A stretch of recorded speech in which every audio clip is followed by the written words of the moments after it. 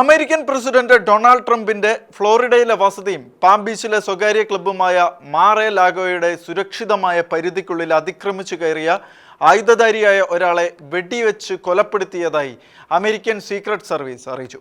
ട്രംപിന്റെ സുരക്ഷയിൽ വിട്ടുവീഴ്ചയില്ല എന്ന് വ്യക്തമാക്കിയ സീക്രട്ട് സർവീസ് അതീവ ജാഗ്രതാ നിർദ്ദേശവും പുറപ്പെടുവിച്ചിരിക്കുകയാണ്. ലോകം മുഴുവൻ വിവാദപരമായ സംഭവങ്ങൾ അരങ്ങേറുമ്പോൾ അമേരിക്കൻ പ്രസിഡന്റ് ഡൊണാൾഡ് ട്രംപിന്റെ വസതിയിൽ സുരക്ഷിതമായ പരിധിക്കുള്ളിൽ അക്രമി അതിക്രമിച്ചു കയറിയ സംഭവം അമേരിക്കയിൽ വീണ്ടും ഞെട്ടലുളവാക്കിയിരിക്കുകയാണ്. അമേരിക്കൻ സമയം ഞായറാഴ്ച ഉച്ചയോടെയാണ് നാടകീയ സംഭവങ്ങൾ അരങ്ങേറിയത്. ആയുധങ്ങളുമായി എത്തിയ വ്യക്തി അതീവ സുരക്ഷാ മേഖലയിൽ അതിക്രമിച്ചു കടക്കുകയായിരുന്നു. തുടർന്ന് സുരക്ഷ മുൻനിർത്തി അമേരിക്കൻ സീക്രട്ട് സർവീസ് അക്രമിയെ വെടിവെച്ച് വീഴ്ത്തി. വെടിയേറ്റ വ്യക്തിയുടെ ഐഡന്റിറ്റി പുറത്തുവിട്ടിട്ടില്ല.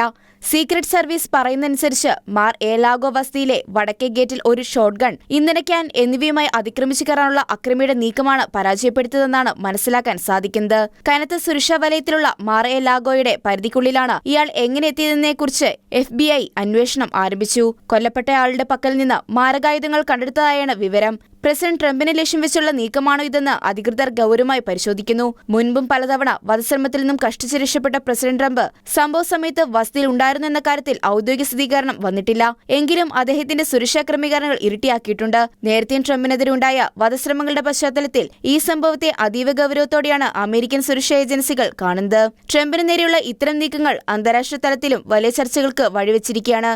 സുരക്ഷാ വീഴ്ചയുണ്ടായോ എന്നതിനെക്കുറിച്ച് വൈറ്റ് ഹൌസ് വൃത്തങ്ങൾ ഉടൻ ഔദ്യോഗിക വിശദീകരണം നൽകും. ഇന്റർനാഷണൽ ഡെസ്ക്, ഷെക്കാന ന്യൂസ്.